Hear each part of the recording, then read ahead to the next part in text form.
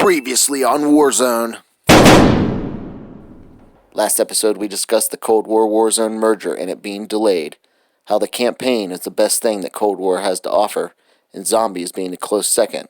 Although riddled with bugs and unrewarding gameplay, Zombies is not the worst, but not the best entry in the series. Now let's discuss multiplayer and the effects it could have on Warzone. Let's dig in. Multiplayer is by far the worst game mode that Black Ops Cold War has to offer. All connection issues aside, this game still has some major issues. Let's start with the most important part in the heart of all first-person shooters, the guns. If you like your guns to feel like little plastic toys firing rubber bullets, or something similar to airsoft, then this game's for you. All the guns feel fake. The way they sound, the way they look, and especially the way they shoot.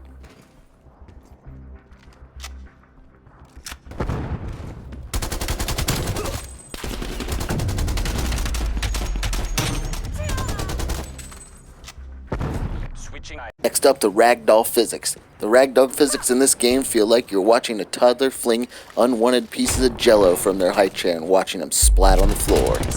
Enemy attack helo above. Character animations. Character animations and movement feel glidey and slidey, like they're unconnected to the environment.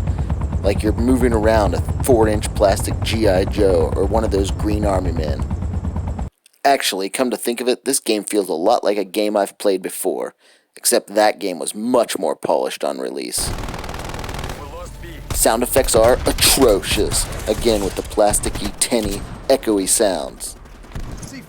The music, on the other hand, is actually pretty good, with super catchy 80s pop rock techno beats. I find these tracks playing over and over in my head long after gameplay. You know, while you're doing chores or driving in the car.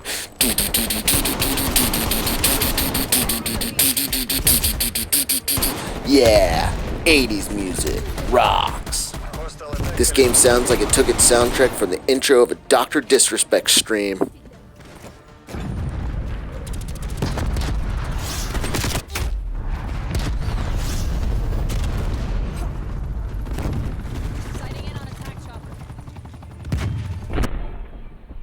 This game does have one feature that every game in 2020 should have, and Treyarch included it, and that is enemy health bars. Yeah, because when you're trying to put your crosshairs on an enemy's dome and blow his brains out, there's nothing more helpful than a big, giant, fat, red, neon glowing health bar. And they didn't leave out the vehicles either. Even the vehicles have health bars. And look at those finely polished graphics. Yeah. Super clean, super realistic, finely polished. Look at those graphics.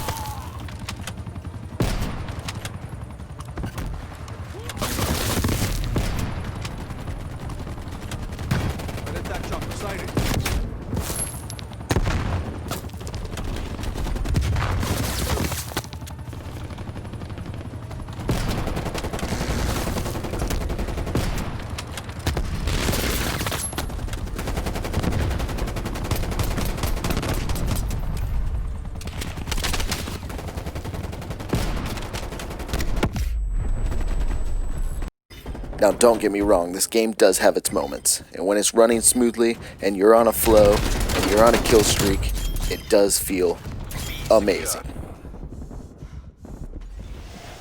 But these moments are few and far between, and at times the game almost feels like it's begging you to sit back and camp.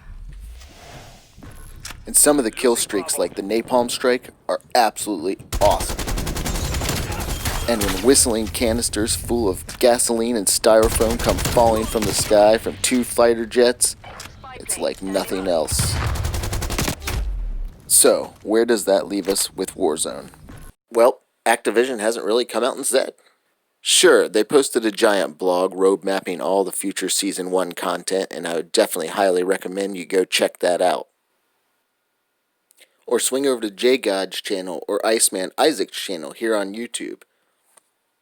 Or should I say Lieutenant Jim Dangle's channel. But all joking aside, those guys did a fantastic of going into every single little detail and covering all the new season content updates. And I'd highly recommend checking out their videos. But the question I feel like that is still left unanswered is, who's making the next Warzone? Is Infinity Ward still going to be responsible for Warzone and we're just implementing Treyarch's characters and guns and weapons into the new Warzone? Or the other way around, will Infinity Ward's guns and characters be implemented into Treyarch's new version of Warzone? Or by some miracle are both studios going to be collaborating on the next Warzone and we're going to get the best of both worlds? Who knows? I guess time will tell, and we'll know soon enough in the next 7 days what the fate of Warzone will be. But I can guarantee you one thing. For the next 7 days, I'm going to play the absolute living crap out of Warzone while it's still in its purest form. Because geese don't lay golden eggs every day. And the next thing coming out of that goose's rear end could be a big, hot, steamy pile of